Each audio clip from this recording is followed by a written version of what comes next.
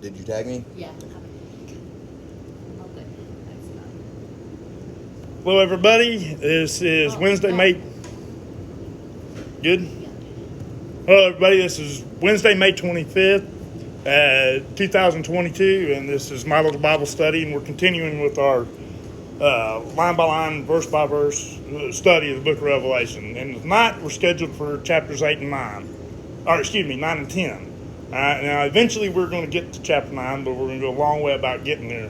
And the reason why is because I'm taking an opportunity tonight to introduce a new type of video, which is called a BEV, and you'll find them at mylittlebiblestudy.com in the main menu. It'll just say BEV, and it just stands for Basic Biblical Educational Video. The one tonight is going to be a little bit lengthy, but many of them will be really short. Some of them will just be word studies, and this means this in Greek, or this means this in English, or things like that. You'll be looking for that under a new tab then on the website. This particular video will show up then in three places. It'll show up in the book of Revelation, which we've been working line by line, verse by verse in. Damn it. It'll be under the Special Studies tab, and it'll also be then under the BEV tab by the end of this weekend anyway. But tonight's lecture, the name of it, if I have to give it one, is called Two White Horses, the Great Apostasy. It's about a warning about deception. Okay, now we're going to begin this in Revelation chapter 19. Since we're using that book, we're doing our main study in that book, we're going to use it a lot as we go along. But in chapter 19, verse 9 and 10, there's a few things I want to bring out what's said there, okay? And it starts with chapter 19, verse 9, and it reads, "And he said unto me," excuse me just one second. "And he saith unto me, Right, blessed are they which are called into the marriage supper of the Lamb." Now, the marriage supper of the Lamb, this is something that everybody wants to attend. Okay, now as a Christian, the only thing that was going to exclude you from attending the marriage supper of the Lamb is if you bear the mark of the beast or not. Or if you may bear it at first, but then repent of it later, that's just as good, as long as there's time left. So that'll be the only thing that excludes you from going to that. And that's what the heart of tonight's little lecture is all about. And listen to what it says about that. "And he saith unto me, These are true sayings of God." Now listen to this next verse, what it says in 10. "And I fell at his feet to worship him." Okay, now you want to think about this. This is the John of the apostles. This is the John that Christ loved. This is the John that penned not only the Gospel of John, but John 1, any John with a number is him. Plus he held the inkhorn here on the book of Revelation. So basically, if Paul didn't write it, John had something to do with it. I mean, because he was pretty prolific, right? But what I'm getting at is this guy was trained by Christ himself, by the Yeshua Messiah himself, and yet when he's confronted with his angel from the book of Revelation, he falls at his feet and starts to worship him, which is the primary commandment, the thing not to do. Mm-hmm. Angel worship is the key to all those nasty Old Testament religions like Baalism and the Ashtaroth and all of them. Okay? So here you have, so now apply that a little bit for what's to come for us out of the book of Revelation with the temptation of the Antichrist. All right? If John did this and he knows better, all right, well, imagine how these people then that have not mentally at all prepared for a spiritual creature to be in front of them. It's going to be hard for people to deal with. Listen to what he said. "And he said unto him, See thou do it not, for I am thy fellow servant. I'm also a servant. And of thy brethren that have the testimony of Jesus Christ." Worship God. Hold on, I'll right there for just a second. Of thy brethren. What he's telling him is that this was once a flesh man that walked the earth, who was also a Christian. And of the brethren means of the womb. So he was talking about being born of the flesh.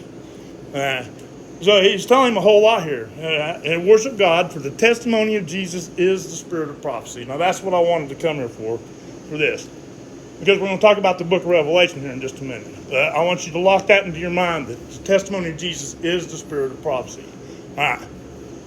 So we have three things we're talking about here. The marriage supper of the Lamb. We're talking about angel worship. All right. And then that Christ is the spirit of prophecy. Now I want you to hold all those things while we think about this. This black and white image is right below. All right. This is the most contested piece of property on the planet. Has been for a long time.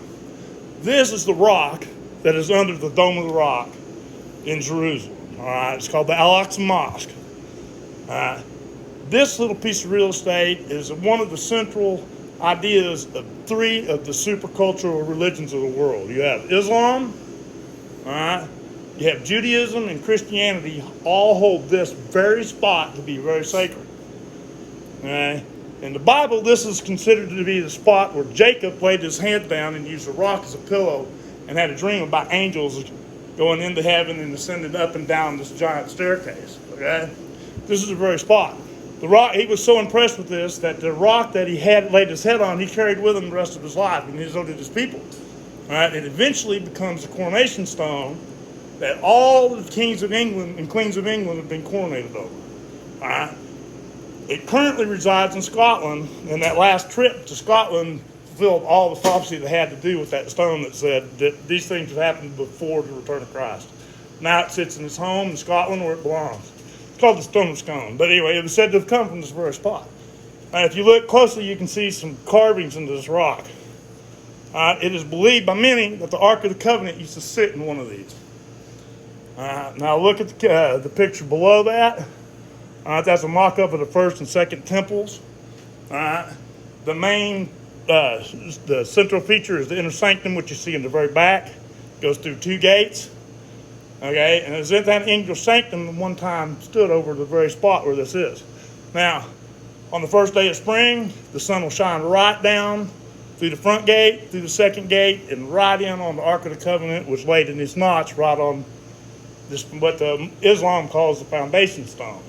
Right, and this would mark the first day of the Hebrew calendar for every year, and it was how they adjusted for that quarter year and all these things. All right, so this spot has a very rich history. All right, a lot of biblical histories taking place here, and a lot of other histories from different other religions have also taken place in not just this spot, but in this region as well. All right, now bear all that in mind. Now.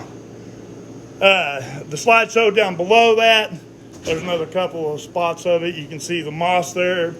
Sits right there in the center of all of it. Very, like I said, a very hotly contested place on the earth. Okay. One of the most right. Yeah, you will places right, on right, the planet. Exactly, exactly. All over this spot, and for those reasons. Okay. Now this spot is tied directly to what's called the Great Apostasy, and that's what we want to start talking about. Now, if you're following along in your Bible, go to 2 Thessalonians chapter 2, and then we'll catch up with you in just a second. All right? The Great Apostasy and the Mark of the Beast are two strands of the same intertwined rope. All right? It makes it necessary to unravel the rope in order to examine each strand independently. This lecture, Two White Horses, outlines the deception of the end times as described in the book of Revelation, and it compares known attributes of God against what is written about the fake morning star, the Antichrist. Now, here in 2 Thessalonians chapter 2, we move from a real broad scope of the book of Revelation, and we're a little bit more focused on one subject, which is the great apostasy. And it says that the Antichrist must appear and claim to be God in the temple in Jerusalem. The impact of his appearance will be so profound that the world will believe him to be God returned to man, and this is the great apostasy. All right, and it will occur before the seventh trumpet. Okay, now let's look at what 2 Thessalonians says about it. First of all, I want to remind you, this is 2 Thessalonians. All right, 1 Thessalonians chapter 4 is the primary source for doctrine about the rapture. Okay, all right, and that's about the gathering back to Christ. All right, well, 2 Thessalonians is the next book, and Paul hurries up and writes 2 Thessalonians because he knows that some people messed up and didn't understand what he was talking about in 1 Thessalonians, all right? And listen to what he says. All right, it says, because he answers these questions for you very clearly. You just have to believe what it actually says, okay? Now we beseech you, brethren, by the coming of our Lord Jesus Christ and by our gathering together unto him, all right? So what he's saying is, I want to talk to you about the second advent, about us gathering back to Christ. All right, this is what he says. That ye be not soon shaken in mind, or be troubled, neither by spirit, All right, you don't let some spirit distract you from this, nor by word, nor by letter, as from us. Even the first book, 1 Thessalonians. All right, as that the day of Christ is at hand. Let no man deceive you by any means, for that day shall not come, except there come a falling away first, and that man of sin be revealed, the son of perdition. Okay, now you don't get an A, B, C, or D about the son of perdition. The only individual that's scheduled to die, the only son that will perish, or at this current time will perish, is Lucifer himself. He's the only one in Ezekiel 28. You can look from end to end in the Bible. It's the only one by name that's scheduled to die. That's why his name is the son of perdition. Okay? Who opposeth? Now this is where it gets important, because some people already say that the great falling away is occurring right now. But it can't be. All right? And it's conditional upon this next verse. Who opposeth and exalteth himself above all that is called God, or that is worshipped. All right, now get that in your head. Not only is he going to fulfill everything to do with the return of the Messiah as Christians, but say, for instance, in Islam, he will also for them fulfill all of the prophecies in Islam, all that is worshipped. That's why he will be able to do this next thing, so that he as God sitteth in the temple of God, showing himself to be God, that he is God. So there you have it. All this is conditional upon the Antichrist, the son of perdition, appearing and standing out. People will use this to say that the temple has to be rebuilt. See, it doesn't really say that. He just has to, we know where it is. We just talked about it. He just has to be able to go there to the Dome of the Rock and stand there in that place and claim himself God. And claim himself God and fulfill all the prophecies. Right. So the temple is not a necessary thing. It's a building. Right, it's just a building. Right, the spot is named and we know where it is. Now, this idea of a falling away, this is why we started with the marriage supper of the Lamb, okay? Okay, because I wanted to get your mind focused on the idea of marriage. All right, because this falling away is related to that. All right, now the falling away in Greek, in your Strong's Concordance and your Greek index is 646, okay? And it is apostasia. And it means a defection from the truth. Okay? Now it comes from 647. That is apostasion. And at the end of it, you find out that it really means a divorcement. A writing of divorcement. Okay, so on one hand, you have the marriage supper of the Lamb that you're supposed to attend. But on the other hand, you have the appearance of the Antichrist who shows up and goes to the temple and claims to be God, causing the great apostasy, which in fact is a divorcement from God. Okay? But in doing this thing, he fools the world into making everybody believe that it is God come back to man. Now okay, let's take this to a deeper level then. We know about the first heaven and earth age. In the first heaven and earth age, we were all in spiritual bodies who had no telling how many eons of time to live and grow. All right, well, Lucifer, while we were in spiritual bodies, was able to bring all of that down around us. That's why we're born of the flesh now. Okay, so don't underestimate his ability. Remember, when you get to remember, go all the way back to our studies in Genesis. He said he was the most subtle of every beast of the field on the sixth day, right? Well, man is a creation of the sixth day. He's part of that beast of the field. Okay, and he is slicker than you can imagine. But you have power over him, though. You ought to always remember that. Okay, so nonetheless, we're talking about a written divorcement in one way or another. Either. Who knows? It can be as simple as check the box yes on a computer screen. But either way, it's still a divorcement. Okay, now, to understand then really what the book of Revelation is really about, it really kind of comes in the meaning of the name. Okay? So if you're following along, flip over to Revelation chapter 1. We're going to look at something. We're just going to look at basically two words in Greek. Okay? Now, the first thing I want you to do, I'm going to say a word, and I just want you to note in your mind what kind of imagery it brings up. All right? And that word is apocalypse. Now, if you're like me and you grew up in the Marvel Universe, the first guy that probably comes to your mind is one of the bad guys out of the Marvel Universe. Apocalypse? Apocalypse, that's right. Now, and if not, it's the things that come to your mind tend to float more around like gas mask and rats and death and meteors. Meteors, right? It's some really negative imagery. I mean, it's just plain out negative imagery. But the word apocalypse in English is revelation. Okay, it doesn't mean anything like that. And I think that has a lot to do with where our disconnect in the book of Revelation is that we heard the term apocalypse and we associate our English version of what apocalypse means. All right? But I think it is much more important to understand what revelation means in Greek. All right? And to do that, we're just going to simply look it up with the Strong's. All right? Now, revelation comes from 602, and this is apocalypsis. All right? And it means the appearing, the coming, the lightning, the manifestation, to be revealed, or the word revelation. All right? It comes from 601. 601 is apocalypto, and it means to take the cover off, that is to disclose or to reveal. Now, a lot of people will try to tell you that this is the taking the cover off or the disclosure of the return of Christ. But, as we've studied before, that is an event that no one that has ever lived or that currently lives is going to be absent on. All right? We're all going to be present. We're all going to know. All right, you're all going to know. Right? We're all going to know. So what is it then that you're trying to enlighten or trying to take the cover off of? All right? And the answer is in another Greek word. It's called Antichrist. Now, just so you know where the word Antichrist comes from, it comes from 1 John, since we've been talking about Revelation and John, we might as well stay with it. And this is in John 1, some more of this John's writing. It said he had a pretty big inkhorn. All right, and it reads, little children, it is the last time, and as you have heard that Antichrist shall come, even now there are many Antichrists.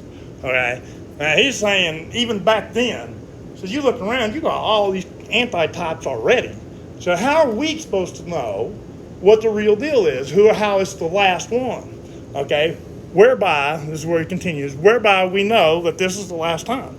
How are we going to know this is the last Antichrist? And the actual answer kind of comes in what the term Antichrist means. And you'll find that Antichrist is a compound word. It comes from anti and Christos. Anti is, and Antichristos means opponent of the Messiah, or the Antichrist. Now, the first part of the compound word is 473, and it's anti, and it means instead of. A lot of people want to say because or because of. But look at it this way. You put antifreeze in your car instead of water. Not because of water. You put it instead of water. So that, I think that has a more important ring to what we're talking about. Now, the second part is Christos, all right? And that just means Jesus Christ, the anointed one, the Messiah. All right, so since we're not focused on the Messiah, now the reason why it says that the revelation is of Jesus Christ, because where do we start with? That the testimony of Christ is the spirit of prophecy. So it belongs to him. All prophecy does. That's why it says that. But it is not what is being uncovered. Right? What is being uncovered is the instead of Christ, the Antichrist. Now, if you take the two words and you put them together, revelation and Antichrist, this is the statement that you get. To take the cover off or disclose, Antichrist, opponent of Messiah, instead of Jesus. All right. Now, that is a good title for the book of Revelation because that is exactly what is being discovered and what's being discussed in it. All right. Now, the rest of this lecture tonight is dedicated to just understanding that. What does it look like when Christ appears, and then what is the tools that the Antichrist is going to actually use to deceive people? You're going to find out they're a little bit different. Now, we've done a little bit of work in the book of Revelation. We've already tromped through chapter 4, but we're going to draw on a little bit something different than what we did when we went through in chapter 4 tonight. All right? But there's something I want you to see. All right?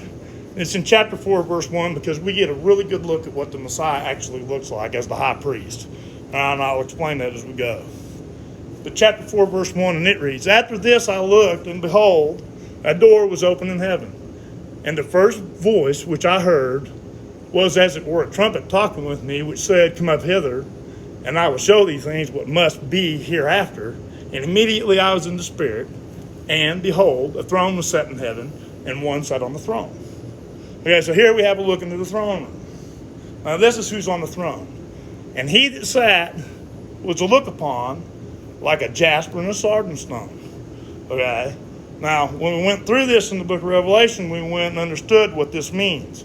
That jasper and that sardine stone are the first and the last stone of the 12 stones that are supposed to be on the breastplate of a priest. Okay? And this guy has them. They only named the first and the last, but they have the rest, the other 10 are there with them. All right? Let's finish in that verse, in verse 3. And there was a rainbow round about the throne in sight like unto an emerald. Now this rainbow is the Shekinah glory of God. All right? And it has a unique effect when it's in the presence of flesh men. The Greek word that's used here is iris. All right? And I like to look at it like, exactly like that, like the iris of an eye. Okay, and if you got a husband or a wife or girlfriend, if you get in front of their eyes and you look at them, make sure you put your glasses on, and you look at them and you block the light, you see the iris as it changes, all right?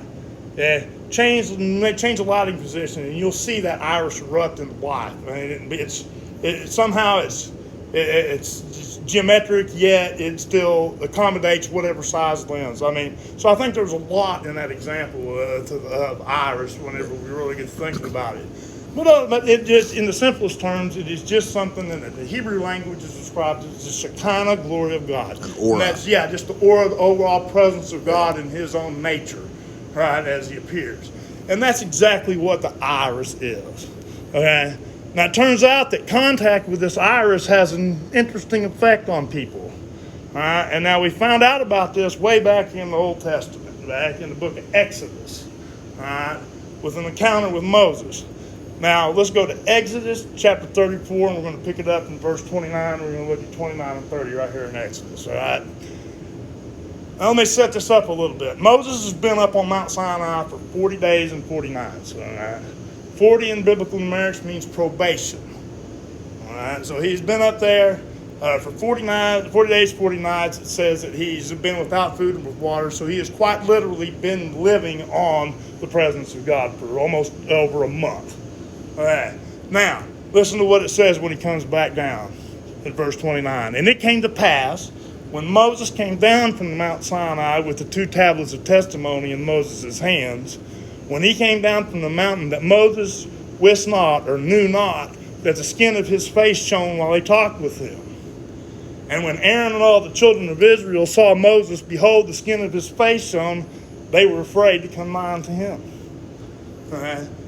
So the very presence of the iris of God and his presence begins to change the very flesh of Moses. Remember, flesh cannot inherit the kingdom of God. So something had to happen to Moses for him to be there in the presence of God up on top of Mount Sinai for 40 days. And evidence by that coming down is he's looking like he's been through the transfiguration already. Okay? This is kind of interesting because when we get, I'm going to just mention this now, because when we get to the chapter about the 2 prophets of the book of Revelation, Moses is one of the characters that's put forward as a possibility for it. It could be that Moses remained transfigured the rest of his life. Okay, I'm just saying it's an if, all right? Because it is Moses and Elijah that shows up on the New Testament on the Mount of Transfiguration there with Jesus and a couple of the apostles. All right? It's just something to think about. It doesn't matter who it is. There's going to be 2 of them, but it's just one of the possibilities. And we'll talk more about that when we hit it in the book of Revelation, because I think that's fun and interesting stuff to talk about. All right? But just a little food for thought for now. All right? But nonetheless, it scared these people. These flesh people looked at Moses and it scared them. And you think about that. If you're sitting here and you go outside and you pray and you come back in here and you're glowing, I'm going to pee a little bit. I mean, I'm just going to be honest. That's going to freak me out just a little bit. And it did them too. And these people have seen some stuff. Okay? And it still messed with them a little bit. Yeah, they've been walking for a long time. Yeah, right. They've seen some things by then, right? Moses had to appear before the people veiled to keep them from freaking out, is what he goes on to talk about. But nonetheless, if you are a literary kind of a person, you will look at this event and call this foreshadowing. All right, it's just it's a hint about a future event. All right, because there is a time that we're all looking forward to, what we're discussing and studying here in the book of Revelation is about the second advent. Now, here's a little something about the second advent that the Antichrist will never be able to pull off. All right, and you find it in First Corinthians chapter 15. We're going to pick it up in verse 50. Okay, because here's where we have the transfiguration. Listen to what it says. And now, this I say, brethren, that flesh and blood cannot inherit the kingdom of God. That's why Moses has been partially transfigured, at least while he's been up on the mountain with God. He's got to sit up there and talk to God, and he can't do it in a flesh body. All right. So at a minimum, he's been partially transfigured. All right. Neither doth corruption inherit incorruption. Behold, I show you a mystery. All right. We shall not all sleep or die, but we shall all be changed. Now look at what that said. Did it say some? It said all. All right. Not some over here, not some over there, but all shall be changed. In a moment, in the twinkling of an eye, at the last trumpet. All right, that is number 7, the one that's farthest away from us in the time stream. All right, that for that trumpet shall sound, the dead shall be raised incorruptible, and we shall be changed. Okay, so that is the one thing that the Antichrist is not going to be able to knock off. All right, is the transfiguration. In Exodus, that was just a hint to it, just to give you a little bit of an idea of what could happen, and this is just documentation of the actual event occurring. All right, now we're actually getting a little somewhere. So we've been talking about Christ. We've seen him as the high priest then. We've seen what happens to flesh when it appears before God. And then we had the transfiguration talked about in Corinthians, in the book of Corinthians. Okay, so that's just a little bit about the Messiah. Now, it is almost what I would call common knowledge that it is written that the Messiah will return on a white horse. Okay, there's a whole lot to the white horse, which I'm not going to get into right now because it's its own thing. But nonetheless, it's common knowledge that the Messiah returns on it. But what is not common knowledge is that there are 2 white horses in the book of Revelation that you have to deal with. Okay? Now we want to start to focus on that a little bit more. Now we did the Jesus side, now we're doing the instead of Jesus side, okay? And we get our first hints to that in chapter 6 of the book of Revelation, where we're in the first seal. Now remember, the seals do nothing for chronology in the book of Revelation. They do not give it a chronology. It's the trumpet. But, yeah, that's the trumpets, right. But it is done in order of importance. Now, the first seal that you're supposed to crack and place in your mind so that it is evidenced in your labor, which we've discussed quite a bit about before in the past, all right, is this. Chapter 6, verse 1. And I saw when the Lamb opened one of the seals, which is the first, and I heard, as it were, a noise of thunder. One of the 4 beasts, which was the cherubims that we've discussed before, saying, Come and see. And I saw, and behold, a white horse. And he that sat on him had a bow, and a crown was given unto him, and he went forth conquering and to conquer. Now, before you think this is Christ, that's chapter 19 where we started this. And if you go one more verse from where we were, well, you got a clearer picture of what it looks like when the Messiah returns. All right? But this is a fake white horse. And the evidence for that is in terms of the bow that's offered here. Now, we were talking about the iris. The iris has a transformation effect on flesh.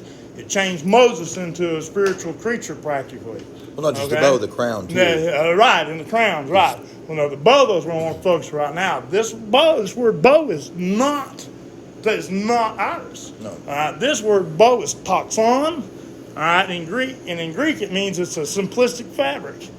All right, I like how this word is used in English because it means toxic. All right, and you could even translate it. He that sat on it had a bow that was toxic. All right, and one crown was given to him. Now Christ has many crowns. Many crowns, including the thorns. Right. Yeah, including the thorns. Right, one of the thorns. I always like to mention that when they talk about this. They always forget about that one. Forget it, yeah. Right. And he went forth conquering to conquer. So the crown means authority, and his authority was to conquer. Okay? And that's exactly what you get out of Antichrist. That's all you're going to get out of him. Remember what it told the church of Philadelphia. And this is a church that he had no fault with. All right? They said, why are these things? Why is this? He said, these things come to try you, to test you. All right? And this is the test. This is what the test is. This is a check yes or no test. There's not any other. It's not a hard one, really. All right? Nonetheless, this white horse has a toxic Shekinah glory, all right? And if you, no matter what he says, if you worship him, he will come to you. And if you're an alcoholic, he will use alcohol. If you're a heroin addict, he will use heroin. If you're a sex addict, he will use sex. All right? He will use money. He will use anything he can to win, all right? And we'll find out why he's this way in the book of Revelation. You'll find out he's ticked because he knows he's getting ready to die. And the only thing he wants to do is take as many people with him as he can because he's a sick freak. And we've been dealing with this guy for many, many millennia. And not very many people even realize that. But nonetheless, this is the Antichrist that's being appeared. Now I wanted to share with you exactly how the Antichrist operates, because it's not much like our idea of what the apocalypse is. All right? His method of operation is completely different from our idea of the apocalypse, all right? And you begin to understand this in the book of Daniel, because Daniel is just the apocalypse told the first time, okay? Now, chapter 8 of Daniel is often thought out as being a vision, all right? But this chapter is an interpretation of Daniel's vision, all right? And the interpretation is given by the archangel Gabriel. All right, he says, Gabriel, make this man to understand the vision. All right, because Daniel has no idea what he's talking about. All right, this means that no one can change the meaning. Not a pastor, not a prophet, no one. All right, it's been interpreted. Gabriel's a pretty good source of information on these things, I would think. He's the archangel, Gabriel. Okay, and this is what he says about the last days in chapter 8, verse 23. And in the latter times of their kingdom, when the transgressors are come to full, a king of furious countenance and understanding dark senses shall stand up. All right?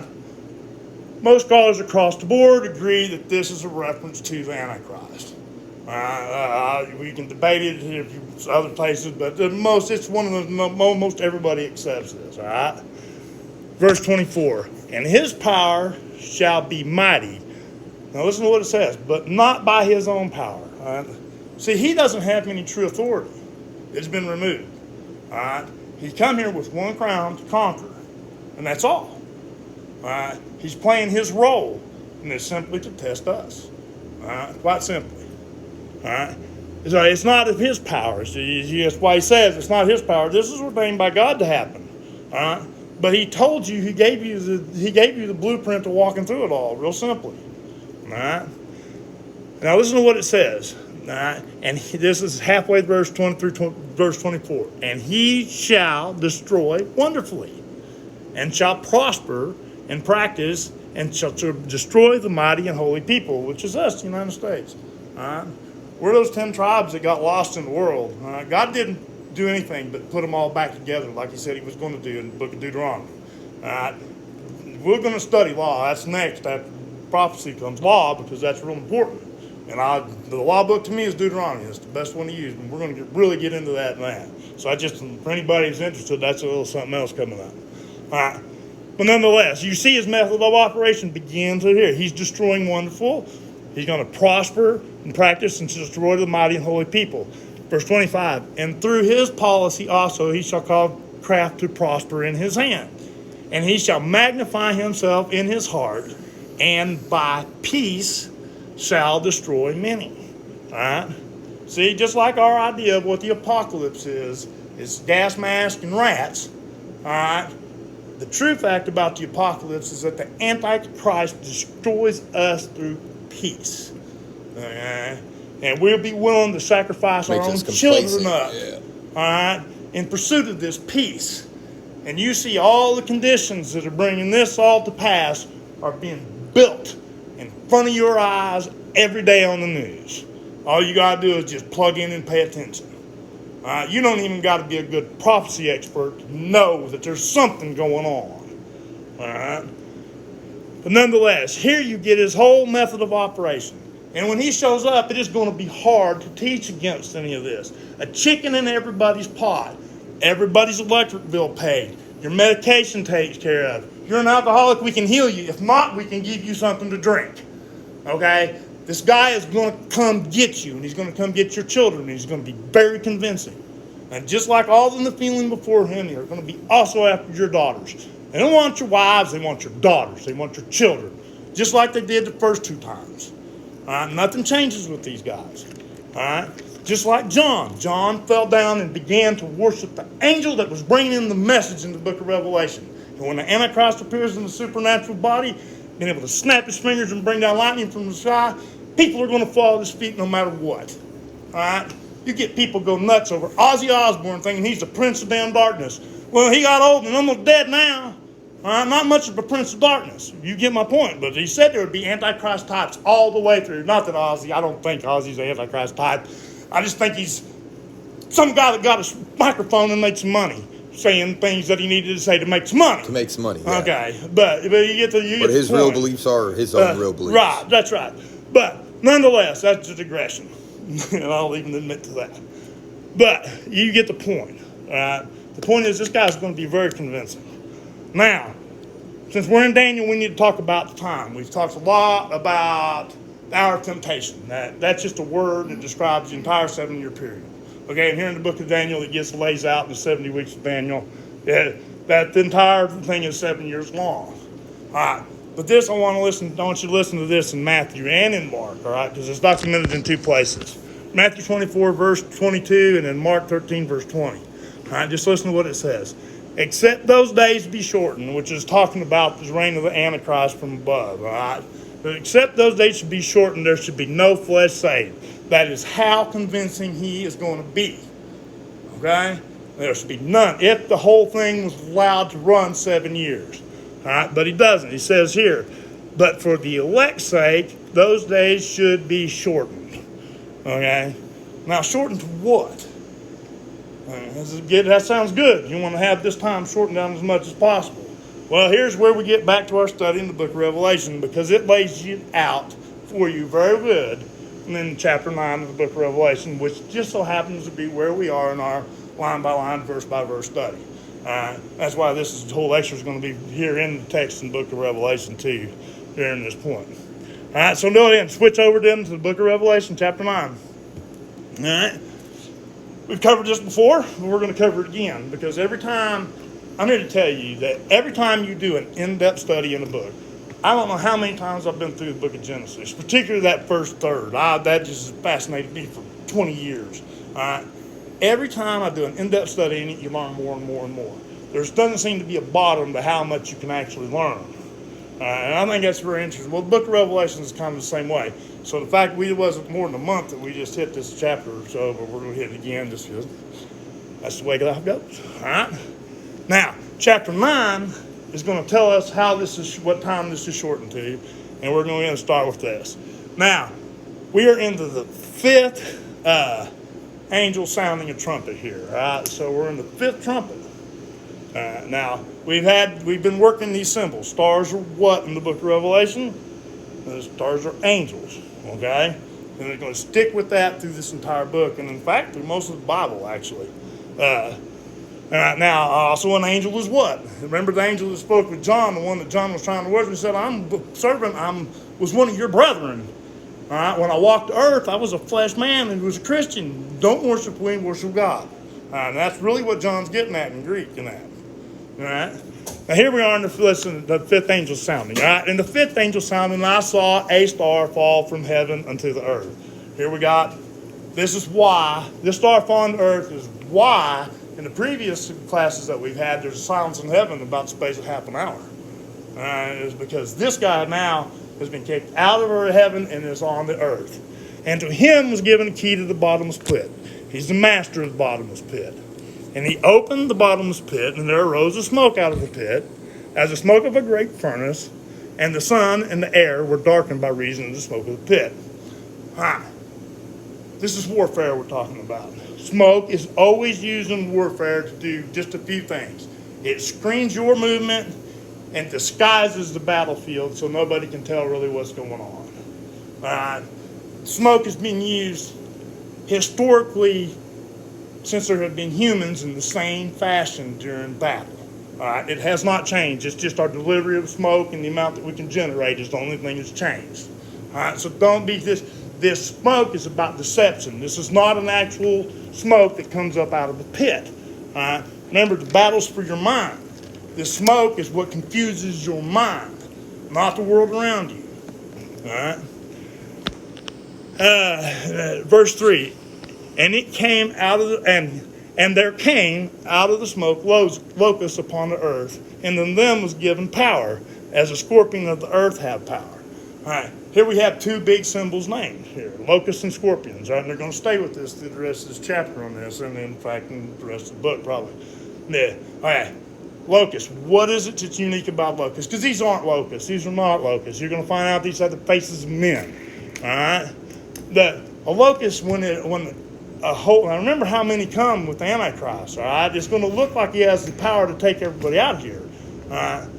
So the locust then, it's just an expression of how they devour and destroy anything that's green and lush. After locusts hit, there's nothing left to eat. It's all gone. It's dead. There's nothing left, and that's exactly how this locust army works, all right? Now, scorpions.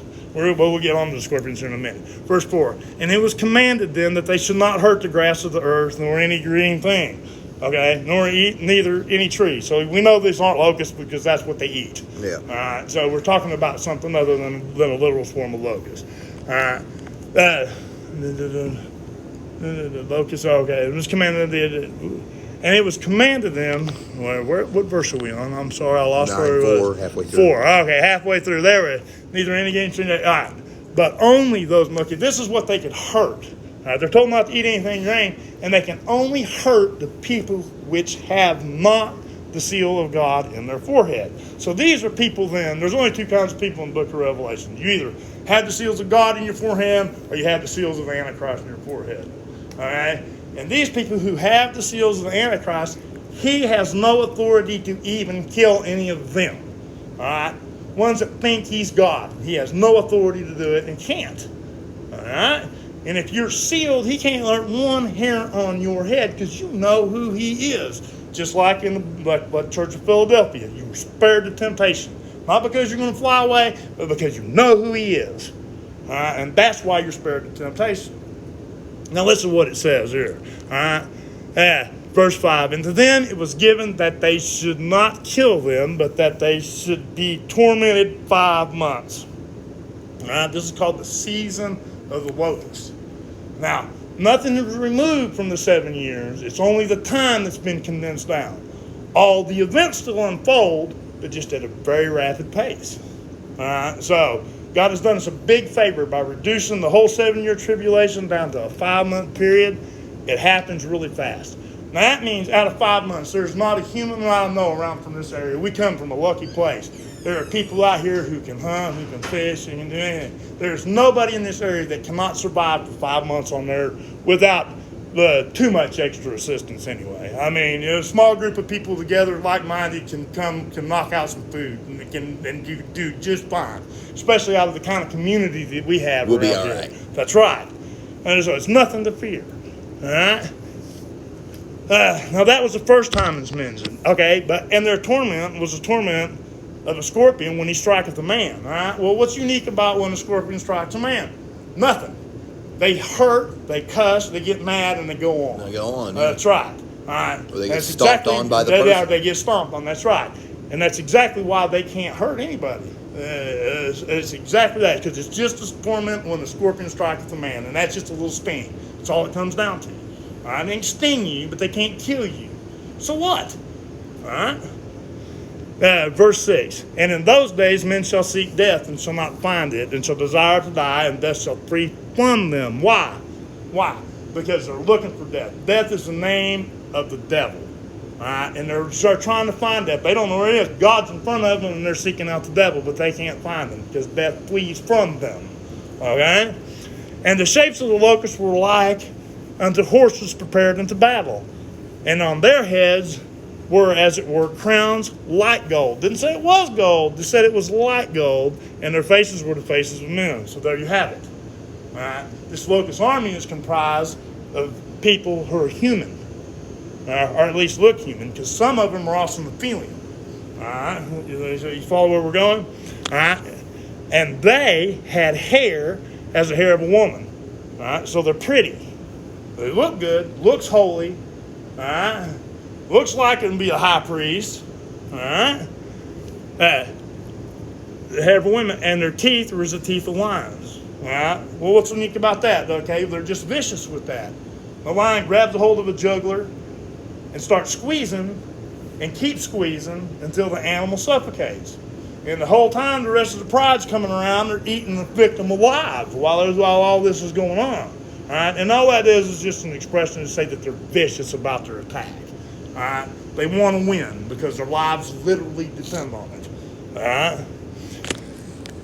And they had breastplates, as it were, breastplates of iron. Now, was it like in chapter 4? The No breastplates gems. that were made out of gold, that had No stones on it? gems, No, yeah. these are just breastplates of iron. Why? Because they are fake. They're phony priests. All right? And as it were, breastplates of iron. And the sounds of their wings were as the sounds of chariots of many horses running to battle.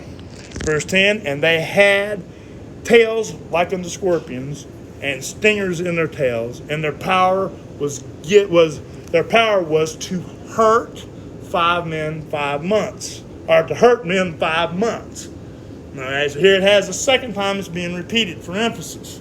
Okay, so you can't miss it. Just like in Matthew and Mark, he promised to shorten it. Here he repeats it twice so you'll know exactly what he's trying to say.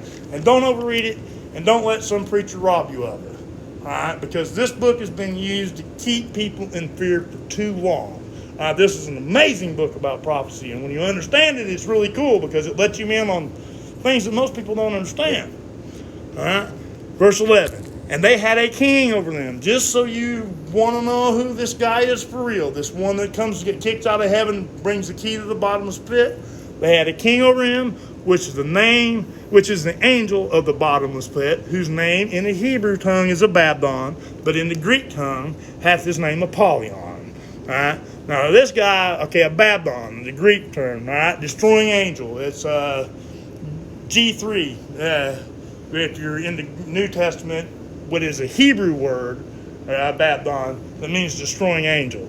And Apollyon, well, Apollyon is the root to Satan's name, and it's the destroyer that is Satan. All right. So you see exactly what's going on then. All right. The Antichrist is kicked out of heaven. He appears on earth. He uses a smoke screen to deceive the world that consists of locust army, which are people working for him who look so good and holy, but are not, are truly working for the devil. All in an attempt to stamp out evil from the earth. Right? And that's that exact time when they'll start saying things like, well, if you have a child, or if your wife doesn't believe that I'm Christ, bring him to me. And we'll convert him before we leave. And that's when mothers will give up their daughters. It is written, and it will go down exactly like that. Okay, well, let's just finish up this chapter, and then we'll stop for tonight. That is one woe that is passed. And that's the big one. Now, I'm going to let you know a secret. There are 3 woes, and the 7th one is the return of the Messiah. Because that's one of the woe trumpets, too. So there's only one between here and there. One woe is past, and behold, there come 2 woes more hereafter. So that finishes chapter 9 then of the book of Revelation. Really interesting book, because if you really absorb chapter 9 of the book of Revelation, you get a lot of the overall flow of the book. It's starting to repeat now, right? It's becoming repetitive about what's going on, right? And the thing that messes this up is that for so long we've had preachers that have come and used this book of Revelation is a tool to fearmonger people. It's been a way to make people afraid and it makes more money, right? Because, I'm scared, I don't know what to do, but here, this guy knows what he's talking about. Maybe I can pay for my salvation. Right. Well, right. They're paying for your salvation, right. He overthrew the money changers right out the gate, right? The last time he was going to clean the temple, he did it then when he threw the money changers out, right? So now it's up to us to keep it clean till his return. And that's what the book of Revelation is actually all about. Remember, Revelation means the apocalypse, but the apocalypse means to unveil or to reveal. But we're unveiling or revealing instead of Jesus, the Antichrist, the opponent of Messiah. All right? I hope you guys like that. Be looking for this coming out on our new tabs button. It'll be BEV videos. You'll find this in the book of Revelation. You'll also find this exact lecture on the special lectures, the special studies tab on the website. That's at mylittlebiblestudy.com. Remember, all these things that we do here are all on there. All right? They're all free. Any of you gotta do, just go listen. All right? You can either read it. You got options on the website. You can read it, or you can press play and watch it, or you can press play and follow along. All right? It's all set up for however you like to view. All right? Give it a look. It's called mylittlebiblestudy.com. All right? You guys all have a good night.